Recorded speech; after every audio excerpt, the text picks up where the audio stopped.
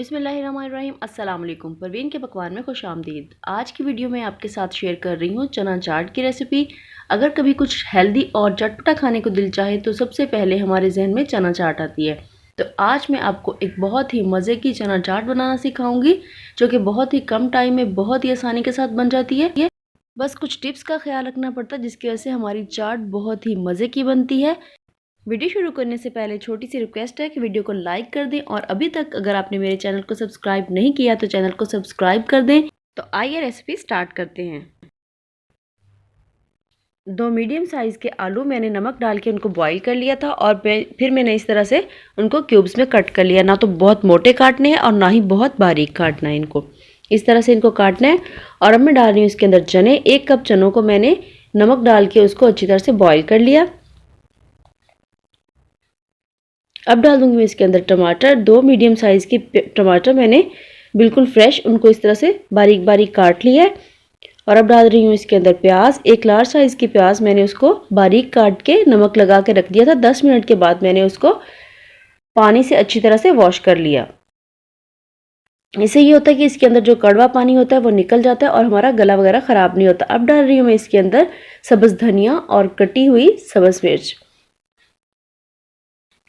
अब डाल रही हूँ इसके अंदर मैं लेमन जूस। मैंने 1 लेमन का जूस डाला है। अब डाल रही हूँ मैं इमली की चटनी।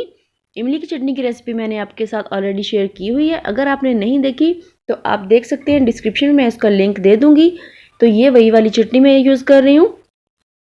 अब डाल रही हूँ मैं नमक। नमक मैं डालूंगी इसके अंदर 1/2 टीस्पून, क्योंकि पहले मैंने चनों को भी नमक डाल के बॉईल किया है और आलूओं को भी। इसके अलावा मैंने प्याज को भी नमक लगा के रखा था, तो अब मैं इसमें कम ही डालूंगी। इसके अलावा डालूंगी मैं इसके ऊपर चाट मसाला 1 टीस्पून। अगर आप चाहें तो आप ज़्यादा भी डाल सकते हैं, लेकिन मैंने इसके अंदर 1 टीस्पून ही डाला है। अब इसको अच्छी तरह से मिक्स करेंगे ताकि सारी चीज़ें अच्छी तरह से मिक्स हो जाएं। देखिए माशाल्लाह से कितना ज़बरदस्त कलर है, कितनी ज़बरदस्त इसकी लुक आ रही है। बहुत ही ज़बरदस्त कलर कॉम्बिनेशन है। हमारी बहुत ही कम टाइम में बनने वाली, झटपट से रेडी होने वाली चाट बन गई है। अब मैं इसको एक बाउल में निकाल लूँगी।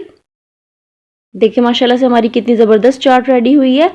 हमने इसको इसी तरह से खड़ा खड़ा ही रखना है, बहुत ज़्यादा बारीक चीज़ों की कटिंग नहीं करनी है, वरना एक अजीब सा पेस्ट सा बन जाएगा।